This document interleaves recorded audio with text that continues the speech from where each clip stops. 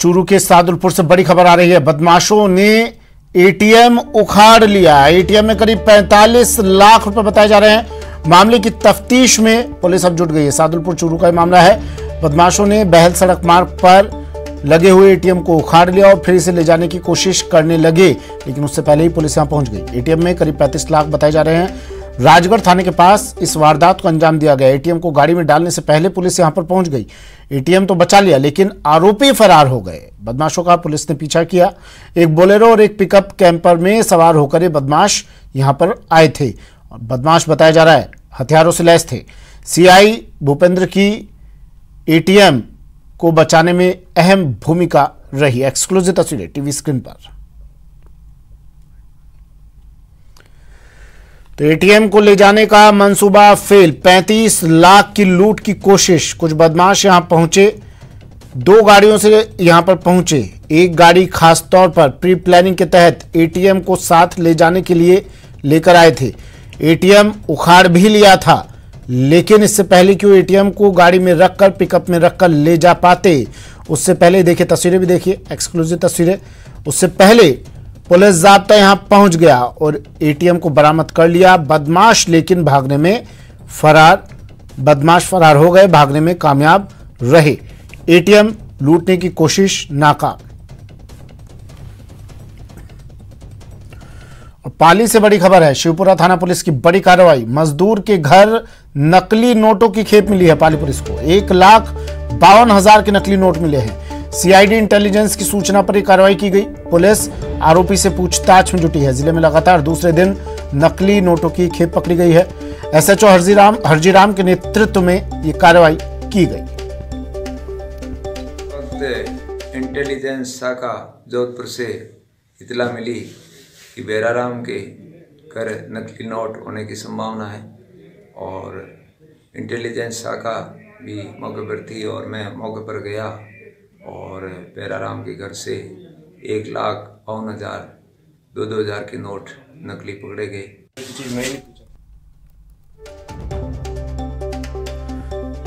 पाली से सहयोगी Shyam phone line पर जुड़ गए हैं। श्याम, पुलिस ने बड़ी कार्रवाई की है, क्या कुछ अब तक पता चल पाया? एक मजदूर के घर इतनी बड़ी रकम नकली नोटों की कहां से आई? क्या कुछ हद तक जानकारी मिल पाई? जी सुमित, पाली जिले में पिछले काफी समय से ये सूचनाएं मिल रही थी कि नकली नोट गिरोह सक्रिय है, जिस पर सीआईडी इंटेलिजेंस की सूचना पर शिवपुरा थाना प्रभारी हरजीराम ने बड़ी कार्रवाई करते हुए जाडन के निकट एक निवासियों की ढाणी है, पर जहां पर एक मजदूर के घर दबिश दी, जहां पे उन्हें 2,000 के 76 नोट मिले, जिनमें सभी नोट 2 सीरीज के थे और जिनकी जीरोक्स निकाली गई बताई जा रही है। हालांकि पुलिस उनसे पूछताछ कर रही है कि अभी ये नोट कहां से आए हैं और ये आगे कहां पहुंचाने वाला था या यहीं सप्लाई करने वाला था, जिसकी भी जानकारी ली जा रही है। हालांकि मजदूर के घर ये मिलना, ये इस तरह की बड़ी खेप मिलना बड़ी चौंकाने वाली बात है कि मजदूर कहां से लेके आया है, किस तरह। वहीं 2 दिन पूर्व रायपुर में भी 2 महिलाएं और एक युवक को गिरफ्तार किया गया था, जो 4,000 रुपए के नकली नोट बाजार में चलाने का प्रयास, वो गुजरात से लाए गए नोट बताए जा रहे हैं। जी, इस व्यक्ति से पूछताछ में क्या कुछ इसने खुलासा किया कि कहां से नोट इसके पास आए और क्या इससे पहले भी इस तरह के कामों में लिप्त रहा है? जी बिल्कुल, इससे पूछताछ जारी है। इसको आरोपी को देर रात ही गिरफ्तार किया गया है, जिसकी वजह से अभी तक आरोपी से पूरी पूछताछ हुई नहीं है। और बताया जा रहा है कि जो सूत्रों के हवाले से खबर आ रही है, उसे बताया जा रहा है कि आरोपी के पास जयपुर से किसी युवक ने या कुछ दिन पूर्व ही यहाँ इस आरोपी के घर लाके ये नोट रखे थे और यहाँ सप्लाई करने के बताई जा रही है। लेकिन हालांकि अभी तक पुख्ता स्पष्ट नहीं हो पाया कि ये कहां से लाया गया है और कहां पर ये सप्लाई होने वाली थी नकली नोट। ठीक है, शुक्रिया शाम तमाम जानकारी के लिए। और जैसलमेर से बड़ी खबर आ रही है। सुरक्षा एजेंसियों की बड़ी कार्रवाई। हनी ट्रैप मामले में एक व्यक्ति को डिटेन किया है। सुरक्षा एजेंसियों ने पाकिस्तान की युवती के संपर्क में युवक था, हनी ट्रैप में फंसाकर इससे खुफिया जानकारियां मंगवाई गई थी। सैन्य गतिविधियों की जानकारी को लीक किया था इसने। सुरक्षा एजेंसियों के निशाने पर यह युवक था और अब इसे डिटेन कर लिया गया है। जैसलमेर से जयपुर अब इसे सुरक्षा एजेंसियां लेकर गई हैं। युवक से पूछताछ की जाएगी।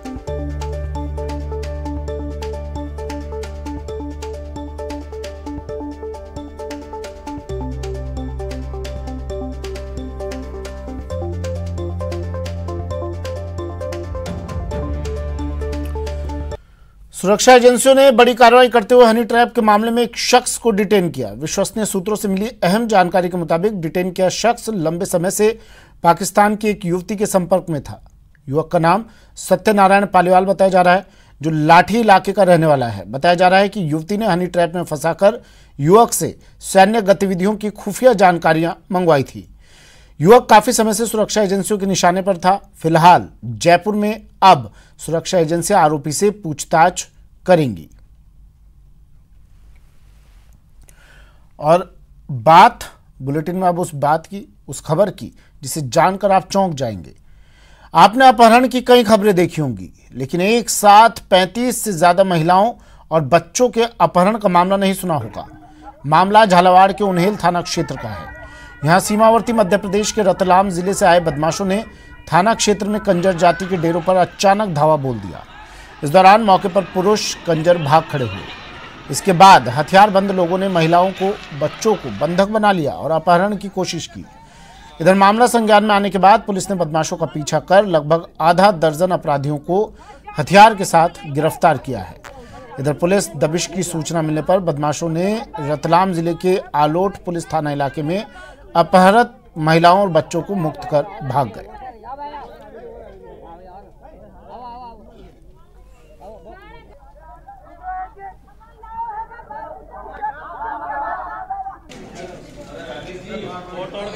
तोड़ के देना है, आपस में सब तोड़ के दे।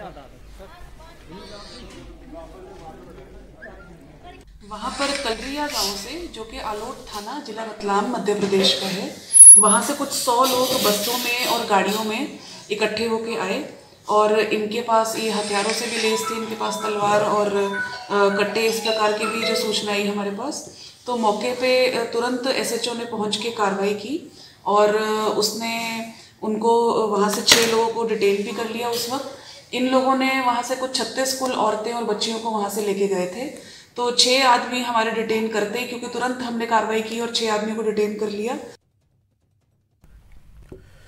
बाड़मेर में बदमाशों के हौसले बुलंद हैं। यहां बीजेपी नेता रूप सिंह राठौड़ की लग्जरी गाड़ी को बदमाशों ने आग के हवाले कर दिया।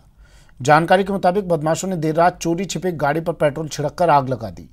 हालांकि आगजनी की पूरी वारदात बाहर लगे CCTV में कैद हो गई है। वहीं जानकारी के बाद पुलिस भी मौके पर पहुंचकर पूरे मामले की तहकीकात कर रही है।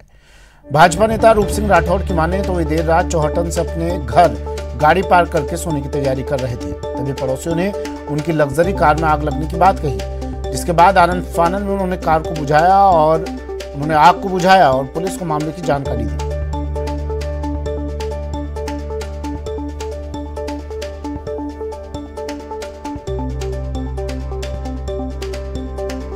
चौटन होता हुआ आया 11:30 बजे और गाड़ी पार्क करके ड्राइवर ने खड़ी कर दी और मैं जैसे ही सोने की तैयारी करने लगा तो लगभग 12:30 बजे आवाज़ आई पड़ोसी की गाड़ी में आग लग गई क्या हुआ। तो मैं भी गया, ड्राइवर भी आया। तब तक हमने पानी की बाल्टियों से और मोटर स्टार्ट करके आग बुझाई और उसके बाद CCTV फुटेज देखा तो 2 लड़के मोटरसाइकिल पर आए। एक ने बोतल में लिया हुआ ज्वलनशील पदार्थ, शायद पेट्रोल होगा, वो छिड़का और उसके बाद दूसरे ने माचिस से तीली लगाकर उसको गाड़ी के बोनट पर फेंका। आग भड़की और फटाक से उन्होंने मोटरसाइकिल स्टार्ट करके भाग गए। बाड़मेर से सहयोगी प्रेमदान हमारे साथ फोनलाइन पर जुड़ गए हैं। प्रेमदान, CCTV में तस्वीरें कैद हो गई हैं, क्या अब तक इन बदमाशों का पता चला कुछ? देखिए सुमित, बताना चाहूंगा अब तक किसी तरीके की बदमाशों का सुराग नहीं लगा है, क्योंकि देर रात को ये लोग मोटरसाइकिल पे आए थे और ये CCTV में फुटेज के आधार पर पुलिस पूरे मामले की जांच में जुट गई है, आरोपियों की तलाश कर रही है। लेकिन जिस तरीके से ये घटनाक्रम सामने आया है, इससे कहीं न कहीं कानून व्यवस्था पे भी सवालिया निशान उठता है कि आखिर किस तरीके से लोग घरों के बाहर खड़ी गाड़ियों को आग लगा के जा रहे हैं।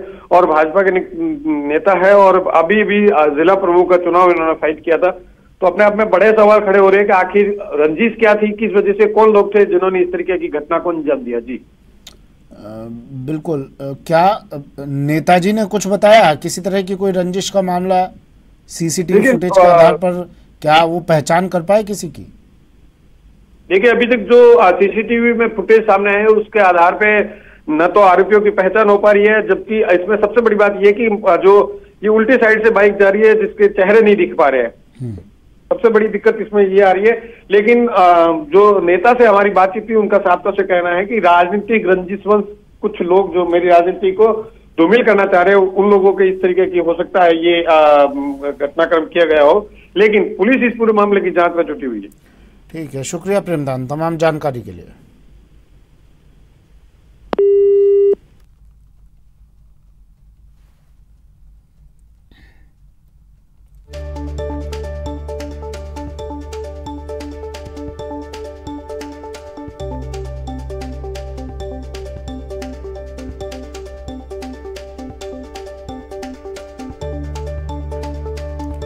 खबर जयपुर से है, जहां आग का तांडव देखने को मिला।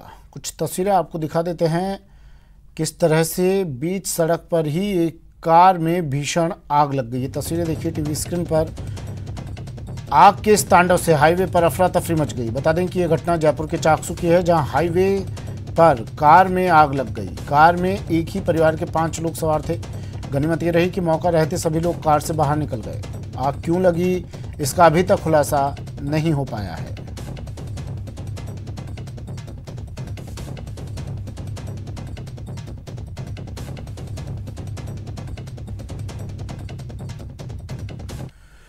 सिरोही शिवगंज सड़क मार्ग पर पोसालिया के पास आज सुबह एक रुई से भरे ट्रक में अचानक आग लग गई। आग लगने से ट्रक जलकर खाक हो गया। सूचना मिलते ही पुलिस मौके पर पहुंची और दमकल के जरिए आग पर काबू पाया गया।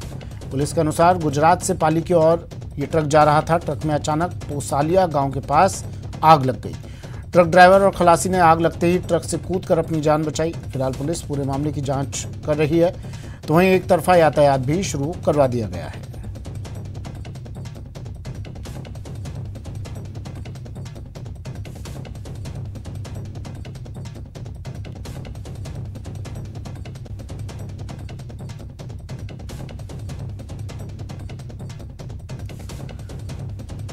ट्रक में आग लगी और इस आग लगने के बाद ट्रक पूरी तरह जलकर खाक हो गया है। ये ट्रक गुजरात से पाली की ओर जा रहा था। गनीमत ये रही कि ड्राइवर ने और खलासी ने आग लगते ही ट्रक से कूदकर अपनी जान बचा ली। रुई इस ट्रक में कोटन रुई भरी हुई थी। रुई से भरे इस ट्रक में अचानक आग लगी, लेकिन आग किन कारणों से लगी ये साफ नहीं हो पाया है। पुलिस मौके पर पहुंची, दमकल की गाड़ियों को मौके पर बुलाया गया तुरंत और आग पर काबू पाया गया।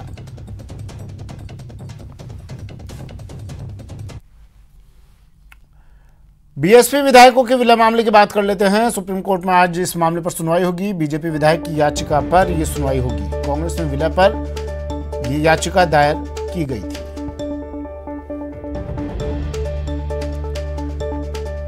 बसपा के 6 विधायकों के कांग्रेस में विलय मामले पर आज सुनवाई होनी है। अहम सुनवाई है। सुशील पांडे मेरे सहयोगी दिल्ली से हमारे साथ फोन लाइन पर जुड़ गए हैं। सुशील, कितने बजे सुनवाई शुरू होगी और क्या खास आज रहने वाला है?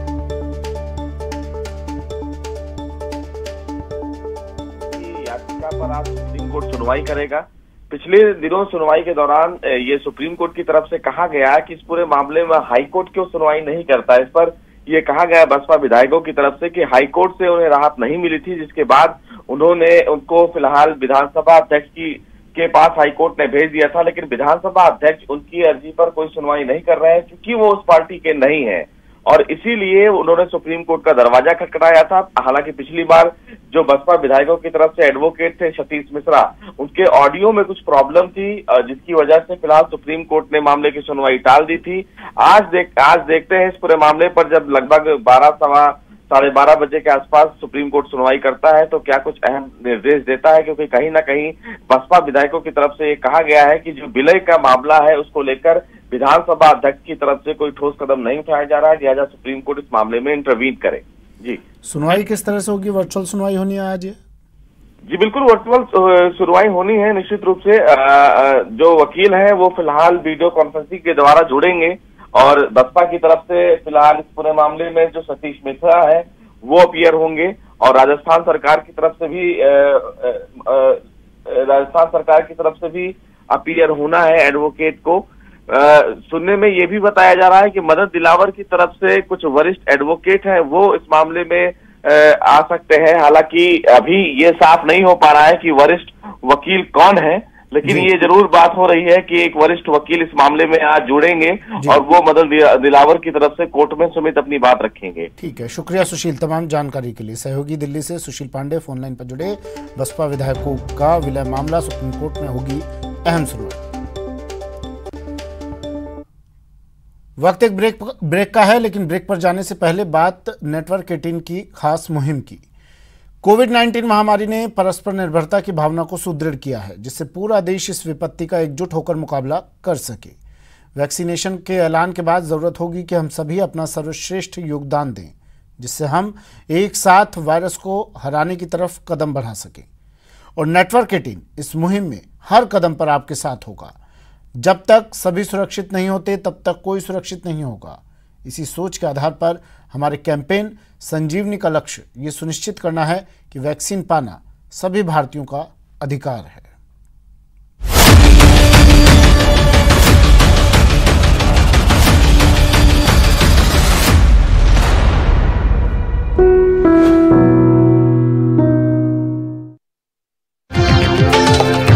ब्रेक के बाद स्वागत है आपका।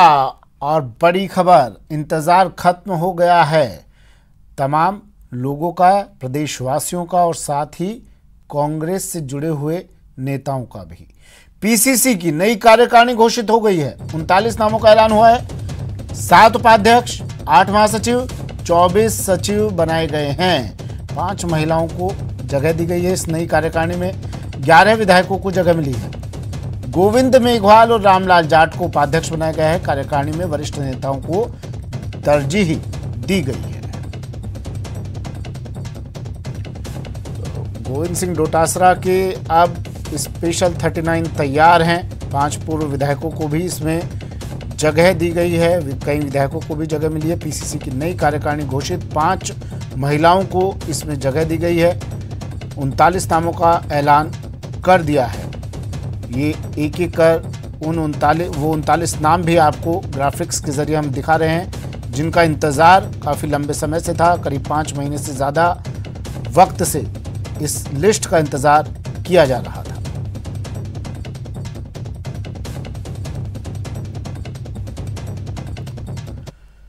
करीब 5.5 महीने के बाद आखिरकार नए साल में राजस्थान कांग्रेस की नई टीम का ऐलान हो गया है। दिखाते हैं आपको टीम गहलोत में किन किन नेताओं को जगह मिली। 5 महीने का लंबा इंतजार, राजस्थान कांग्रेस टीम का ऐलान। 39 सदस्यों में गहलोत गुट रहा हावी। सचिन कैंप के नेताओं को भी मिली अहम जिम्मेदारी। जातीय संतुलन पर भी रहा फोकस। जी हां, लंबे वक्त से प्रदेश कांग्रेस कमेटी की कार्यकारिणी के गठन को लेकर चल रहा इंतजार अब खत्म हो गया है और नए साल में राजस्थान कांग्रेस की नई टीम का ऐलान भी हो गया है। एआईसीसी ने पीसीसी अध्यक्ष गोविंद सिंह डोटासरा की टीम के 39 नामों की पहली सूची का ऐलान कर दिया है। इनमें 7 उपाध्यक्ष, 8 महासचिव और 24 सचिवों की घोषणा की गई है। राजस्थान कांग्रेस की नई टीम की खास बात ये रही कि प्रदेश प्रभारी अजय माकन और प्रदेश अध्यक्ष डोटासरा ने इस टीम में जातीय संतुलन और पॉलिटिकल पावर पर भी फोकस रखा। तो वहीं कार्यकारिणी में 5 महिलाओं को भी तरजीह दी गई। इतना ही नहीं, टीम में अनुभवी और वरिष्ठ नेताओं के साथ युवाओं को भी बराबर जगह दी गई है। चलिए आपको बताते हैं कि राजस्थान कांग्रेस की नई टीम में किन किन नेताओं को जगह मिली।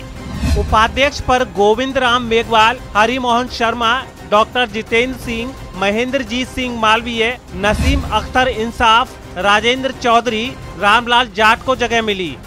तो महासचिव पद पर जीआर खटाना, हाकिम अली, लखन मीणा, मंगीलाल गरासिया, प्रशांत बैरवा, राकेश पारिक, रीता चौधरी, वेद सोलंकी को जगह मिली है।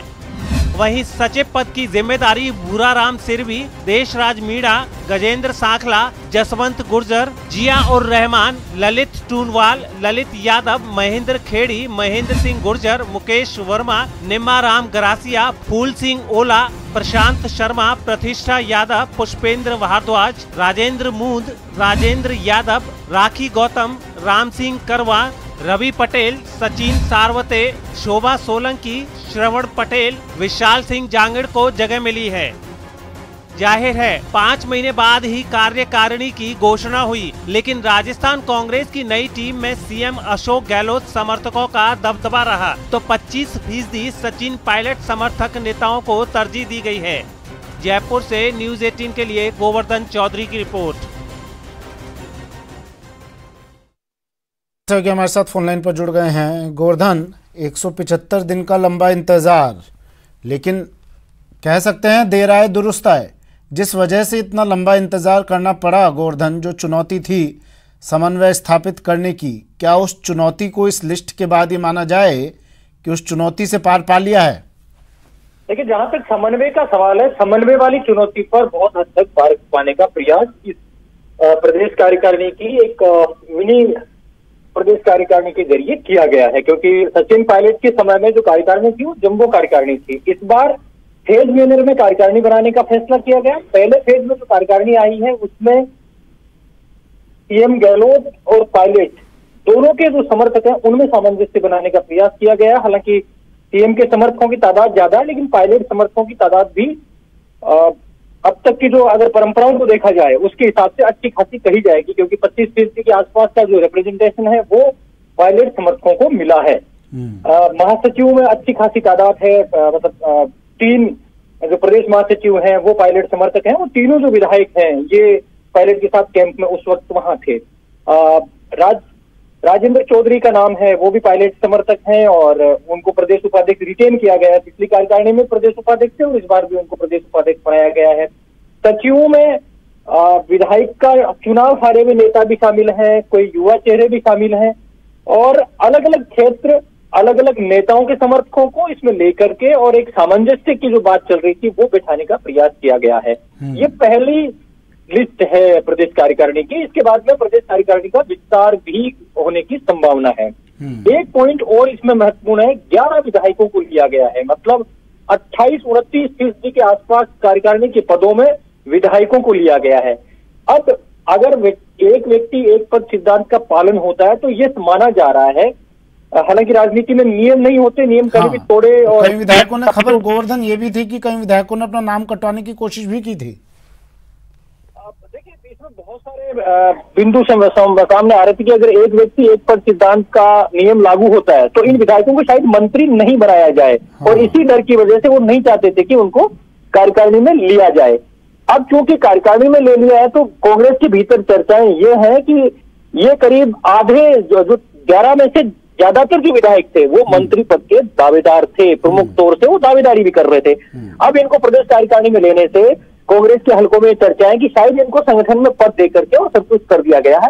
अब राजनीतिक नियुक्तियों में और मंत्रिमंडल में अन्य चेहरों को मौका दिया जा सकता है। ये देखिए एक संभावना है मोटे तौर पर। अगर सत्ता समीकरण बदलते हैं, परिस्थितियां बदलती हैं तो नियम तोड़ मरोड़ भी दिए जाते हैं, नियमों में बदलाव भी हो सकता है। इसके साथ साथ क्षेत्रीय संतुलन बनाने का प्रयास भी है। अलग अलग जो नेता है, जैसा कि मैं पहले बता चुका हूँ, सीएम अशोक गहलोत और सचिन पायलट, इनके समर्थकों को भी अच्छी खासी तादाद दे करके और सामंजस्य बिठाने का प्रयास यहाँ पर किया गया है। जातिगत समीकरण, सोशल इंजीनियरिंग भी बिठाई होगी। बिल्कुल, देखिए जातीय समीकरणों को भी देखा जाए तो 6 जाट हैं इसमें, और दलितों को 5 को मौका दिया गया है, आदिवासियों को मौका दिया गया है। हालांकि वैश्य, जैन और सिख ये समुदाय हैं, इनको प्रतिनिधित्व कार्यकारिणी में नहीं मिला है, तो इसके लेकर के भी कांग्रेस में चर्चाएं हैं। हालांकि कोर वोट बैंक पर फोकस कांग्रेस ने किया है, लेकिन अब जो विस्तारित कार्यकारिणी बनेगी, आगे विस्तार होगा, उनमें इन समुदायों को प्रतिनिधित्व दिया जाएगा, क्योंकि गंगानगर, हनुमानगढ़ में जो सिख समुदाय है उनकी भी अच्छी खासी तादाद है, तो उनको प्रतिनिधित्व की मांग समय समय पर उठती रही है और इस कार्यकारिणी में उनको अभी नहीं लिया गया है। तो आगे अब संभावना है कि जो आगे कार्यकारिणी बनेगी उसमें इन समुदायों को प्रतिनिधित्व देने का दबाव पार्टी के भीतर रहेगा। अब ये जो प्रदेश कार्यकारिणी है इसके सामने सबसे बड़ी चुनौती है इसी महीने 90 शहरी निकायों में जो चुनाव हो रहे हैं उनमें पार्टी का परफॉर्मेंस किस तरह का रहता है, क्योंकि अब तक जो चुनाव हुए थे 3 चुनाव बिना कार्यकारिणी के किए गए थे। तो अब देखना होगा कि ये प्रदेश कार्यकारिणी कितना कमाल कर पाती है। ये चलिए, शुक्रिया गोवर्धन तमाम जानकारी के लिए। वक्त एक ब्रेक का है, जल्द हाजिर होंगे। करने की नहीं